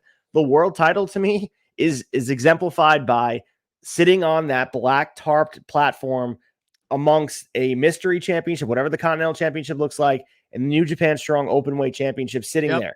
To me, that's all you need to see. The World Championship sitting there, and it's up for grabs in a tournament. And listen, it adds stakes to the tournament, but we're looking at the TV Championship was vacated because Samoa Joe thought it was lesser than. These are little steps, psychologically, to let fans know, why should you care? Why should you care? And with AEW giving us weekly product that is in-ring work rate, it's the best in-ring work rate that you're going to see in North America. What is the incentive of watching Final Battle when you get it on a Wednesday night where it's just like they give you amazing matches? We're going to see a pay-per-view quality Dynamite that we'll preview in the week ahead. Winter is coming. What sets Ring of Honor apart? And I think right now you could do that with the venue and make it smaller. 100%. It needs to be its own thing. It needs to be cut off from AEW. It needs to really it needs to become NXT for ROH or for AEW. It needs to become that. Oh, yeah.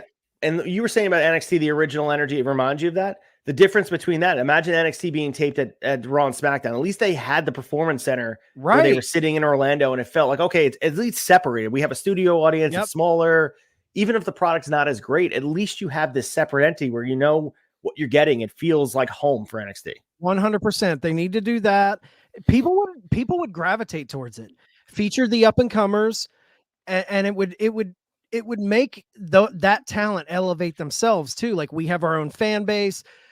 We're growing, we're pushing, we're knocking on the door of getting on Dynamite. We're knocking on the door of getting on Collision. I think that's the way they need to go for sure. Yeah, I mean, they just need to stop the misconception that they could sell out an arena with it. And they should go and start with, I mean, sometimes the intimacy creates this buzz where if you know it's going to be 1,500 people or maybe $2,000 in whatever venue, it just feels important, like you're a part of something. And that's all you're asking for. Set yourself apart in a world with wrestling upon wrestling. You can watch wrestling literally for 24 hours a day and not see the same match twice. That's how much is out there.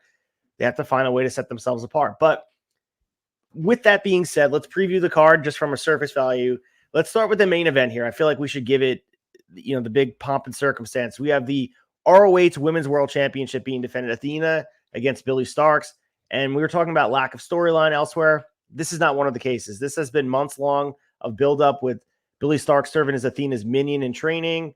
And we finally saw Billy snap on November 30th edition of the show. And she was supposed to be the valedictorian of Athena's MIT graduating class. And Billy Starks was very upset about what happened. This match was made official for Final Battle. Outside the storyline, the other thing that happened last week was Athena did suffer a broken nose recently at the ROH tapings held in Montreal. So she said she's still competing. I mean, the tweet got deleted, which was interesting, but she showed her, obviously she had black eyes from the nose being spread across her face because of, the squash match against a local wrestler. I believe it happened after the match with Billy Starks attacking her. That's where the broken nose happened. So Athena, she's one of the more understated talents here in AEW's landscape. And she's been such a great women's world champion. She was one of the highlights. And when we were covering Ring of Honor on a weekly basis, I really enjoyed watching what she was doing. And this story with Billy Starks, man, it's been going on. It's been brewing. So as you mentioned, it's awesome to see Billy Starks involved in something prominent with someone as talented as Athena, and going forward to see what Billy Starks can manifest, because she's so young. And she's, I look at Billy Starks and Nick Wayne in the same category of, man, the future of wrestling lies in the hands of both of these guys and girls. Yeah, this is the premier storyline in ROH for me. I mean, and I constantly give love to Athena because I think she's putting on some of the best matches in women's wrestling, bar none. And I think Billy Starks is one of the bright young prospects of women's wrestling. So this is a match that's definitely going to have my eyes. And speaking of it being, this being a step up into kind of a developmental situation, at any moment, Athena is going to get called up to Dynamite. I feel like she has earned that right. She's carried this title and really added prestige to Ring of Honor that desperately needs it. And to have her in the AEW women's division would be a windfall for that division, just from a match standpoint. So I think to see her pass this title on to Billy Starks would be a welcome thing for me, and maybe bring Athena up to the main roster. 100%. I think this match, like, it's the justified being the main event. It's not just this placeholder. This feels like the most important story in ROH and one of the more important stories in the AEW landscape. So I'm really happy with the way they built it up. So I see Billy Starks winning as well. I feel like this is the story that, outside of Athena, thinking about her being called up to the women's roster, she'd be a great challenger for Toni Storm, or just finding a maybe TBS championships. You can heat that up again, because I know she challenged Jade for it as well at one point. But maybe you have a Statlander feud brewing, or obviously Julia Hart being the champion. You find a way to mix her into this fold. But looking at this other match, and we mentioned adding some star power, Jon Moxley, Claudio Castagnoli, and Bryan Danielson, the BCC, are taking on FTR, Dax Harwood, and Cash Wheeler, with teaming up with Mark Briscoe. So a 6-man tag here. And this challenge happened on ROH TV this week. And we know that they need something to move tickets. And obviously you have immensely Moxley and Claudio and Bryan Danielson and FTR. They add so much prestige to the brand itself by having them there. Danielson noted that his only singles match against Jay Briscoe occurred at Final Battle 2003. He also mentioned Jay Briscoe's last match in ROH was at Final Battle 2022, when he and his brother wrestled FTR in a dog collar match. So Cash Wheeler, talking about everything going on with the history of that match that lives in lore. It was a lot of people's match of the year of 2022. Even though this was microwave booking and it felt like it was just placed on here, you could really poke into it and be like, there's a lot of history here. And, the fact that we're sitting here a year after Jay Briscoe was part of that awesome dog collar match, and we're getting Mark teaming with FTR on the other side, gives you chills a little bit. Oh, 100%. It is microwave booking, but in the best way. I mean, this has all the history of FTR and the Briscoes, but more importantly, we've got 3 landmark Ring of Honor talent in this match, from Claudio, Bryan Danielson, and obviously Mark Briscoe. And then FTR made their claim in the Ring of Honor lore with that trilogy of matches against the Briscoes. And then you throw in Jon Moxley with the BCC. That's just a cherry on top. I think the historical relevancy is there. It's a fun match full of star power. And it's a great way to kind of honor Jay's memory in the biggest way on the year anniversary of probably the match that the Briscoes will go down being remembered for. 100%. And it doesn't really matter who wins this match, but I almost can see Mark getting the pin on somebody just to, as you said, just having that moment. 100%. And paying tribute to his brother. But we also have this I Quit match. You mentioned Ethan Page reinvigorating himself over on this brand. He's taking on Tony Nese, and you're asking yourself what justifies an I Quit match. But these two have traded victories in 2 matches on Ring of Honor TV in recent months. Nese scored a victory on October 19th, and Page getting a win on November 23rd. We saw a contract signing with Tony Khan being a part of. So we all talk about Tony Khan. Maybe he's brushing up on becoming the devil and becoming an on-screen character. All joking aside, we have Nese's representative Mark Sterling threw protein powder in Page's eyes, allowing Nese to attack Ethan Page and put him through a table to get the upper hand in the final go-home to the match. I mean, listen, does it justify an I Quit match? Maybe, maybe not, but these two guys are immensely talented. They should be featured in a big way. They just don't have time on AEW. I'm just glad they're having this program together because it's been quality stuff. If you're really watching what they're doing, two of the best to do it right now, being featured on this card prominently, I think they're going to show out. I love it. I think, if you repackage Ring of Honor in a way that gets the fans in tune, this is 2 talented guys that are kind of quietly crushing it over on Ring of Honor. I'm a big Tony Nese fan. I'm a big Ethan Page fan.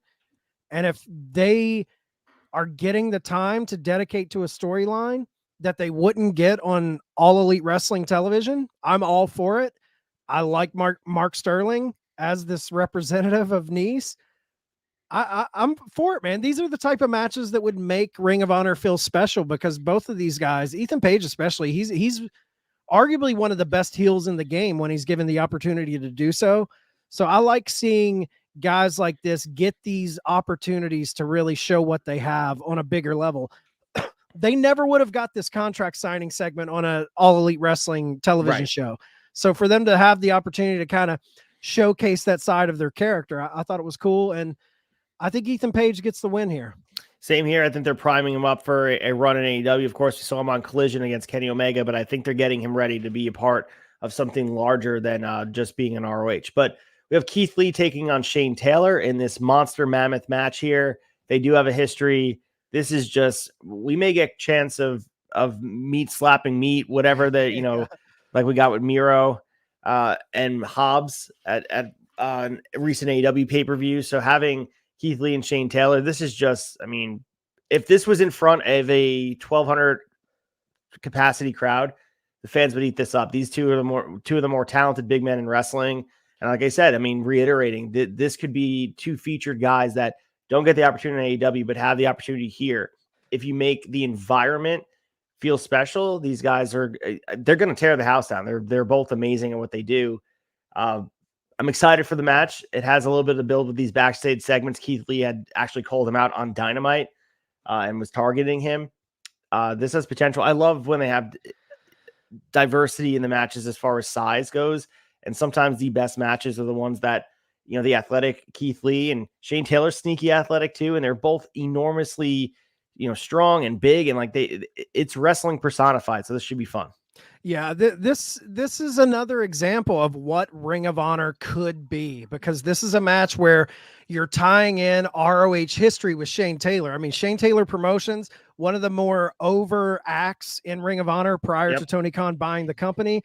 Keith Lee has a history with him. Keith Lee's trying to find himself. He's not really fitting into the AEW roster. He seems directionless, but I will say with this feud with Shane Taylor, it seems like he's coming into his own. He's getting a little more comfortable, and Shane Taylor is sneaky good on the mic, man. One of the most underrated mic guys in the game. And for these two to kind of spar and build up this match between them. I think it's a good solid meat match for this card. And this is something, man, it was mentioned on one of the shows we did, maybe the debate, but I could really see, like, if they caught fire in Ring of Honor with this, give me Shane Taylor Promotions on the main roster, AEW Dynamite or Collision, feature them on Collision, have Keith Lee Moriarty, Shane Taylor Promotions, and throw Mark Henry in there as kind of their manager. Dude, I'm all for it. Like, I think they could be a fun Shane Taylor, Keith Lee, and Lee Moriarty in the trios division. Count me in. That would be awesome. So matches like this get me excited for the possibility of where it could go. So I think I have, man, I'm going to go upset here. I think Shane Taylor gets the win, and I think Keith Lee and Shane Taylor become a unit out of this match. I think there's some sort of mutual respect that is born out of this match that aligns them. Yeah, I mean, I think you said it best. I think their alignment is happening. I think Keith Lee gets the win, but I think the same result here. I think they're going to probably shake hands and have mutual respect after the fact. But all I'm asking, man, is show this side of Keith Lee that got him here in the first place. Yes. We haven't seen that yet. It's been muted. It's been disjointed, and there's been health issues obviously paired with that. But Keith Lee, I know I was one of my first debate appearance. One of the guys I said that I targeted as becoming a world champion, Keith Lee in AEW. So yeah, I think it's there. And I think people need to maybe even revisit the stuff at NXT. Maybe he needs to revisit and watch it, because that dude was one of the, when he became a free. I could not believe that WWE let him go. I know. And I was right there with you. He was tailor made for them. But maybe under a Paul Levesque run company, maybe we have a different result. But right now, let's enjoy Keith Lee while he's here. And this match is an example of something good to do with him. Absolutely. So we have the survival of the fittest 6-way elimination match to crown a new ROH World Television Champion. So Dalton Castle versus Commander versus Lee Moriarty versus Lee Johnson versus Kyle Fletcher versus a mystery opponent. So I'm assuming we're going to get that last opponent being announced on Thursday. But as of right now, we have 5 of the 6 competitors announced. Obviously, Samoa Joe vacated the TV titles, and we mentioned optically what that says about the championship. Maybe he could have went a different way about it. Maybe they could have had him drop the championship. I think it was against Keith Lee. He was wrestling Samoa Joe. Maybe they could have just had Keith Lee win the title and then involve it here. Looking at the talent in this match, man, I mean, there's a lot of good talent here. You could go in a whole bunch of different directions.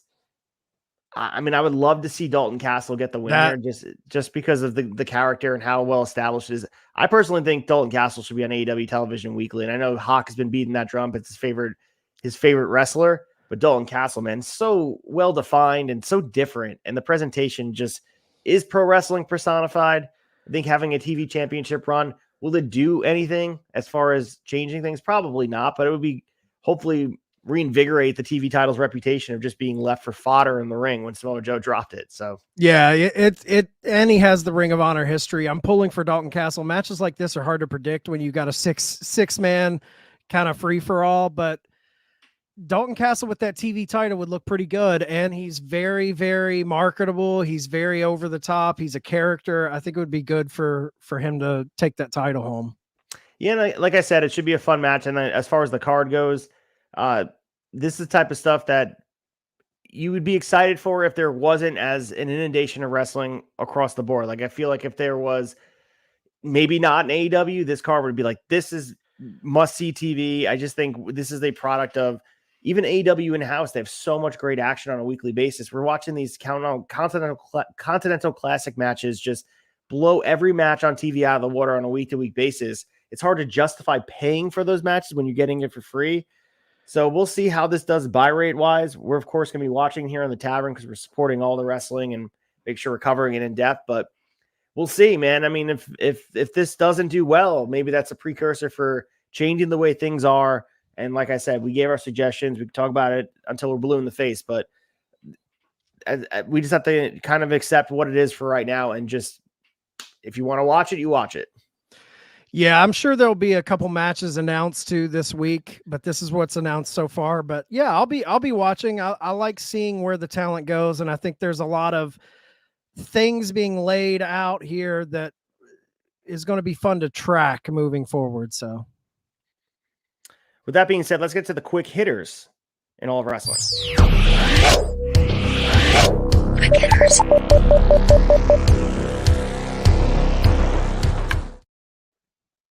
All right, for the quick hitters, we're going to start with the Continental Classic update.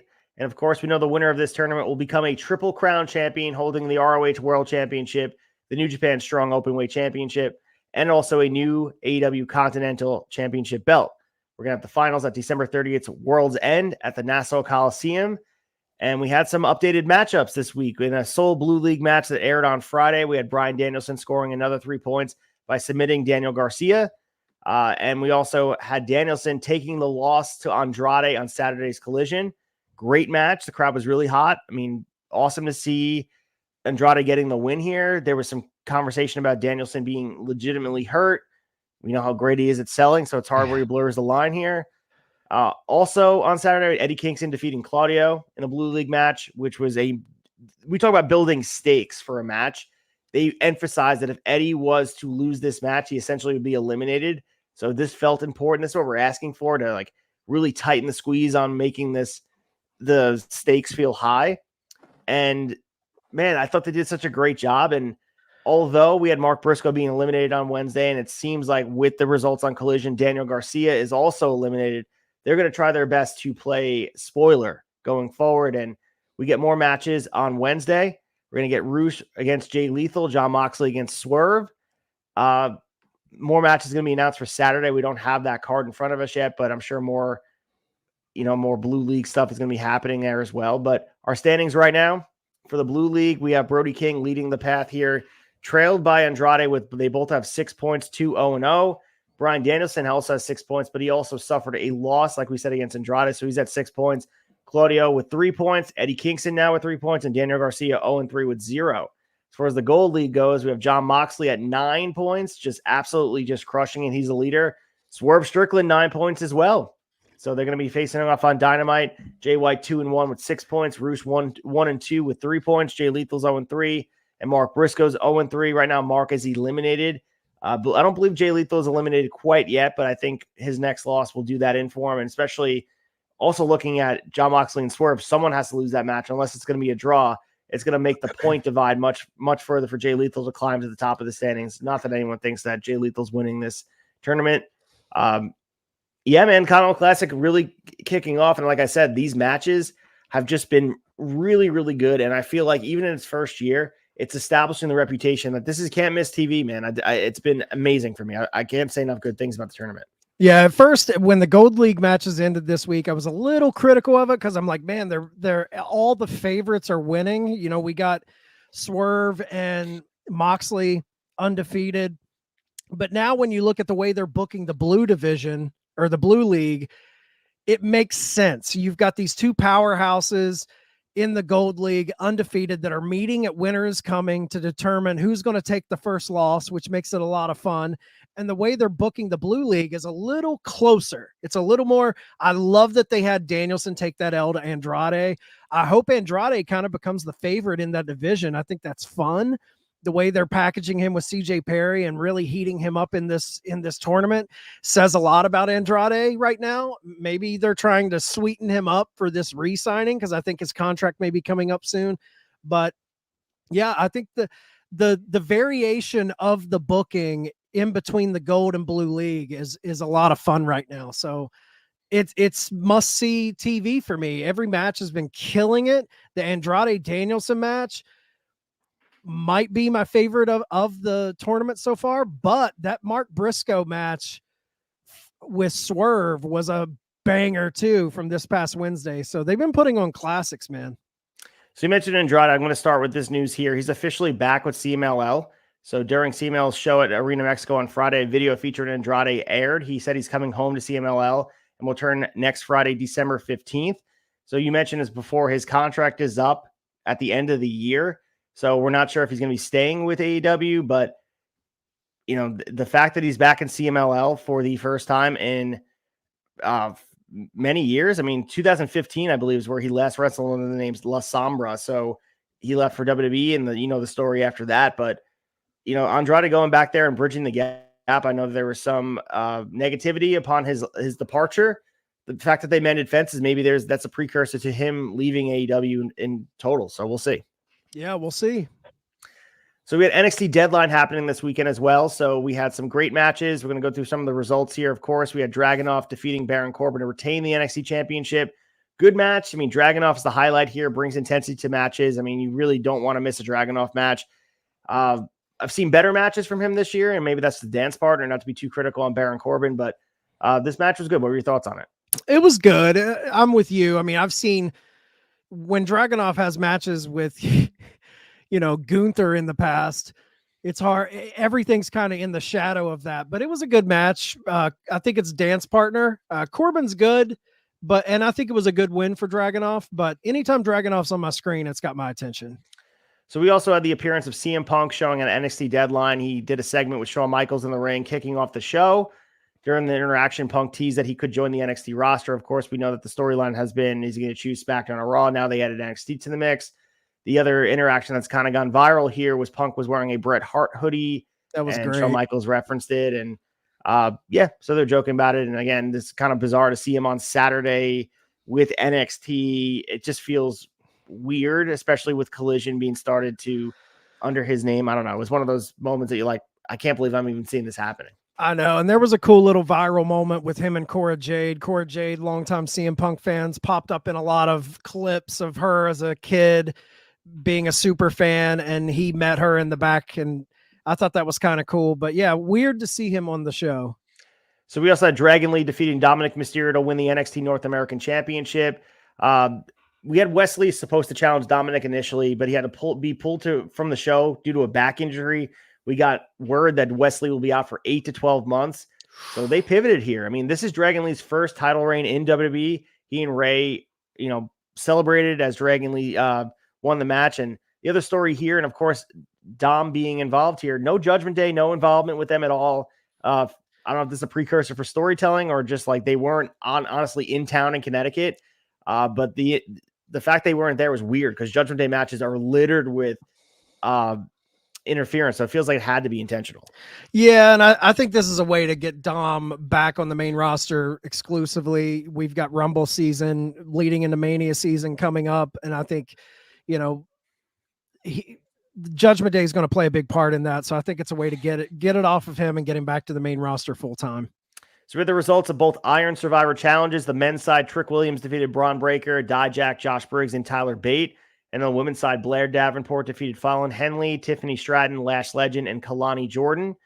Both matches were really good, fast-paced action. And the other thing I took away from it felt like it was so unlike the standard paint by numbers WWE stuff that it really stood out. And I thought the men's match was better, but both of them really felt like chaotic and in the best way possible, making them stand out from a normal, typical WWE multi-man match. Yeah, the Iron Survivor Challenge really ended up being a little better than I think what fans initially thought it would be. A lot of people thought it would get lost in the weeds with all the different rules and things, but I liked both matches. Big Tyler Bate fan, Trick Williams. I think they're heating him up for something big, obviously.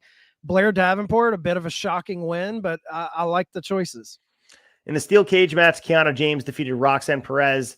This match wasn't really anything over the top tremendous, but standard cage match, I think there were far better matches tonight, so that probably took away from it. But the real story is probably Perez losing thanks to Izzy Dame, which will continue their feud down the line. So not much here for me. I mean, steel cages should feel like the biggest thing on the card, and this was just buried on this. It was weird. Yeah, it felt buried to me as well. I like Roxanne Perez, so I think this is a big storyline for her moving forward. But yeah, it did feel buried. And our last two matches, and that, of course, we had the kickoff match. Axiom defeated Nathan Frazier. It was an opening match. The crowd was into it. Commentary did hint during the match that Frazier could be turning heel soon. They were emphasizing things he could be doing. So we'll see what they do with Nathan Frazier. We also had Carmelo Hayes defeating Lexis King. This was really just paint by numbers, and I think it really kind of exposed Brian Pillman Jr. in a little bit here. He was a big part of the match as far as offensively trying to showcase him. But I thought that this was, I don't know, maybe he needs to work on a little bit. Especially maybe it's the WWE piece of things. I don't know. He felt disjointed, wasn't keeping up with Carmelo Hayes. And Carmelo Hayes is so established with who he is as a character, and Lexis still feels like he's searching for it. So this match felt a little bit underwhelming for me. Yeah, same here. I mean, I think Carmelo's so head and shoulders above him in ring wise, and this is just a piece of the puzzle for Lexus King, Brian Pillman Jr. Finding himself, and I think he's getting his persona down more than his in ring down. But I'm interested to watch where Lexus King goes. So we had Final Resolution as well on the same day. So wrestling was everywhere. We had in the main event, Josh Alexander and Zack Sabre Jr. defeating the Motor City Machine Guns. I mean, this was honestly one of the best tag team matches in Impact history, which is saying a lot. And this win sets up a lot of things. Potentially Josh Alexander winning the X Division Championship en route to the world title. And I mean, if you think about it strategically, and we'll talk more about this on Brace for Impact, you could have Josh Alexander use it as a fuel to get shot at Shelley saying that he beat his partner, and Zack Sabre Jr. debuting. Like, there's a lot of good stuff here, especially in an event that we mentioned before. They're biding time for Hard to Kill. Man, they made the most out of this main event. It was awesome. Yeah, there's a lot, like you said, there's a lot of stuff that can be taken from a match like this. So it's another thing, like it just lays out a bunch of different paths we can take. So it'll be interesting to see how they follow it up. So we also had Jordan Grace and Trinity defeating Giselle Shaw and Deonna Purrazzo, especially Jordan Grace and Trinity are going to be co-main eventing Hard to Kill. So this was a standard tag match. ABC defeated Eddie Edwards and Brian Myers to retain the tag titles. Mike Bailey was supposed to take on Trey Miguel in a singles match, but one of the big news stories coming out of Final Resolution was we had Trent Seven becoming a mystery signing from TNA. He tagged with Mike Bailey. They defeated the Rascals. So having Trent Seven on this roster, we had TNA Impact head Scott D'Amore went into the ring to cut a promo. He talked about how great Trent Seven is. He actually said that he couldn't believe someone was, quote, dumb enough to let him go. So here he is. They announced he's officially with the TNA, and he showed off in a big way, man. And he was released in WWE in summer 2022. 42 years old, but still has a lot more to give. I mean, he's been busy on the UK scene with OTT, Rev Pro. He's been all the places. We saw him in AEW about a year ago at this point. But this is his debut in an Impact ring, and it's going to be pretty awesome to see what he can do. Maybe he's going to be in the X Division fold. Yeah, I'm a big Trent Seven fan, so I'll be excited to watch week to week to see how they work him into storyline. Other matches here, we had Moose defeating Rhino. Of course, Moose going to be main eventing Hard to Kill, so no doubt here. There was great ref usage here. Good ref spots here as far as when a ref goes down, counting the fall, masterfully done. Also, the Digital Media Championship being defended. Tommy Dreamer successfully defended the championship against Diener. We had Jake Something defeating Jason Hotch, Jody Threat defeating Alicia Edwards. And on the pre-show, two matches, Frank Kazarian defeating Sheldon Jean, and PCO defeated Jesse V. Frank Kazarian cut a promo earlier tonight saying he's looking for a world championship to add to his legacy. We'll see if he can get that done in 2024. Yeah, good card. We also have the finals of the World Tag League, and this tournament has been going on for a few weeks. We had Bishamon, Hiroki Goto, and Yoshihashi defeating the Grills of Destiny, El Fantasma, and Hikuleo. To me, watching this match earlier this morning, I'm sure people will love it and kind of have it one of their matches of the year. To me, it felt like it was filled with spots just to have it spots, only because it was the finals. I didn't feel like it had the stakes. Without the big moves and like all the falsies they threw in here, I think if you would have snuck this match in any other spot of the tournament, no one probably would notice. And I don't know if it's a commentary on the teams involved. They tried to make it feel big. I don't know if this makes sense, but they tried to make it feel bigger than it was on the stage it was without having it. Similar to a G1 Climax Finals where it just feels big. This didn't have that energy, and it just like, I don't know, they were trying to force it in.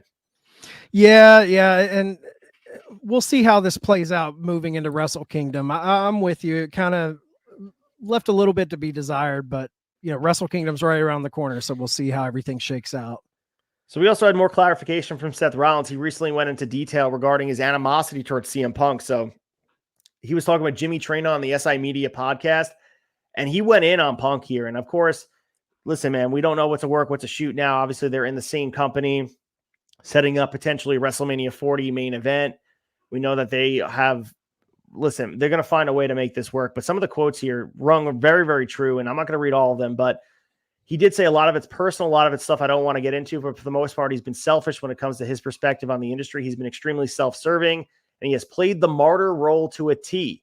So he goes into a lot of stuff and talks about that he was willing to bury the hatchet and all the other stuff. He also talked about how he didn't know that Punk would be debuting at Survivor Series, which Meltzer had said in a report that he did know. Again, this is Seth Rollins blurring that line. You don't actually know, but he did mention Colt Cabana by name in this interview.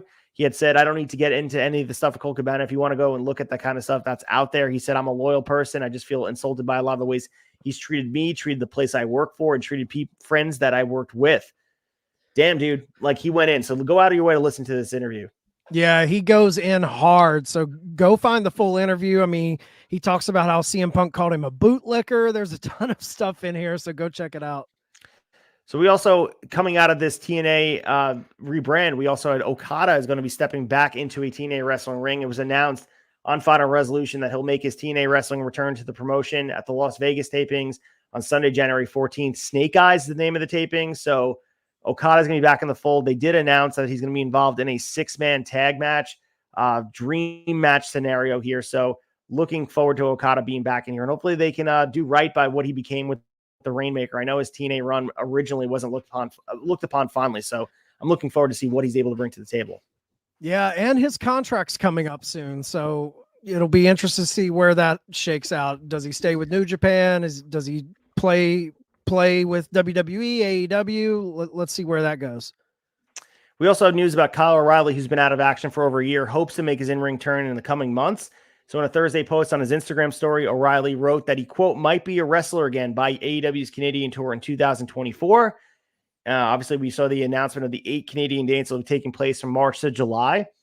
You know, some great quotes here, of course, and we know how devastating the injury was where he has to work his way back, and goddamn. So it'd be great to have Kyle O'Reilly back. I think he might be a part of this Kingdom stuff coming up with the Devil. So maybe we'll see him sooner than later. I think you're right. It'll be good to see him back. We also saw one former member of the Dynasty returning to MLW, and the other has confirmed they are set to be a free agent. So at MLW presented One Shot earlier last weekend from the Melrose Ballroom in New York. In the main event, Alex King successfully defended his MLW world title against Cardona. After the match, King was confronted by a returning Richard Holiday. So this is, I mean, awesome stuff to see him back in MLW. And Holiday's been gone from the company since June 2022. Obviously diagnosed with stage 4 Hodgkin's lymphoma. It was stuff that, you know, obviously we're so glad to see him back active. MLW was a place that he really honed his craft. Alex Hammerstone, who returned to MLW last month, announced that his contract officially expires on January 1st and he'll be a free agent. So maybe the return of Richard Holiday will keep him in-house, but we'll see. We know there's a lot of drama there. Yeah, I'm hoping Alex Hammerstone goes to Impact TNA. I think he could be a main event guy there, and he would be a welcome addition to that roster. We also had Charlotte Flair was helped out of the ring after suffering an apparent injury on SmackDown on her knee. So social media reports from those in attendance on SmackDown differ to where Flair's injury may have occurred, but either way, it seems like she was favoring her left leg as the match was about to conclude, and they really went home immediately. They ended the match quickly, and I don't know. Hopefully Charlotte's good because she had just come back, and I feel like she was kind of getting back into the fold here. So all the best to Charlotte. Seems like it's a legit injury. Yeah, that clip was scary, man. She was freaking about the knee. Hopefully it's not too serious. So TKO president says there are a lot of opportunities to cut back on WWE live events. So in the UBS Global Media and Communication Conference, Mark Shapiro, who's the TKO president, stated there'd be opportunities to reduce non-televised WWE events to increase the margin. Again, this is just one of those conversations, Chad, that they're trying to cut down on cost. Mark Shapiro looking a way to streamline their profits. This is not a surprise to me. Not a surprise at all. Looks like the house shows will be kind of rolling back. So we'll see where it goes. So we have NWA adding another promotion to its list of territories. So Joe Cananza Promotions announced a new working relationship on Twitter. So seeing then Joe Cananza Promotion working with NWA is in the same spirit that we also had originally when we saw NWA is going to be looking to bring back the territory system.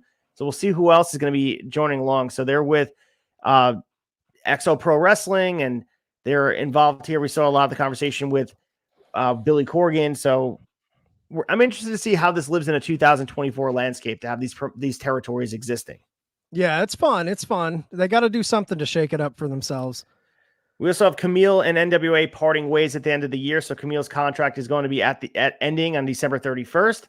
So she's notified the promotion that she has no plans to resign.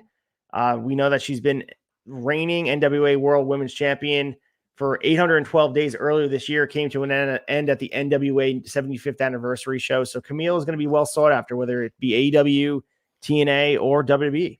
She's a big talent to get, so it'll be interesting to see where she lands. We have AEW's Dralistico announcing a departure from AAA.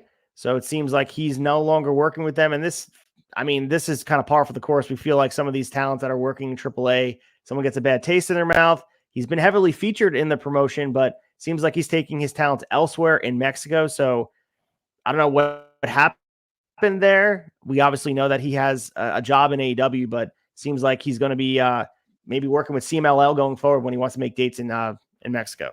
Oh yeah. I think the AAA AEW situation, it's an interesting one right now. And our final quick hitter story is Bryan Danielson really wanting Kenny Omega in the Continental Classic. So I know you have the video here. He was speaking to really trying to cement this tournament as something important. I really wanted Kenny Omega in it. And I don't know. Yeah, Tony, people think I do a lot more than I do. WWE was a bit like that for you, right? I remember you saying similarly when you was on SmackDown in WWE, you're a bit like, everyone thinks I'm booking everything here. Yeah. And so it's like, so I don't know what happened or why Kenny Omega is not in the tournament. I know it was at least brought up to him, and I don't know if he didn't want to do it, or I know that he and Chris Jericho are the #1 contenders for the tag team championship. So maybe that's why, and sometimes, with American TV wrestling, you don't want to confuse stories, and maybe that's why, but I love the field that we have, because we have so many like great hard-hitting wrestlers. I mean, I don't know how much of the Continental Classic you've seen so far, but it's the matches have been really, really good. Dude, I love that quote. First of all, I love Bryan Danielson wearing the eye patch during the interviews, keeping kayfabe, brother. I love the interview, and I just love the concept and him being open and honest. That's the best part about what Bryan Danielson's media tour has been. I love it. I love hearing him talk about anything pro wrestling, and I'm with him, man. I wanted Omega in it, but I get it. He's tied up in another storyline. So we'll see. Maybe next year he'll be in the C2 and we'll get him involved. But let's get to the week ahead and preview all the rest of the wrestling coming up. The week ahead.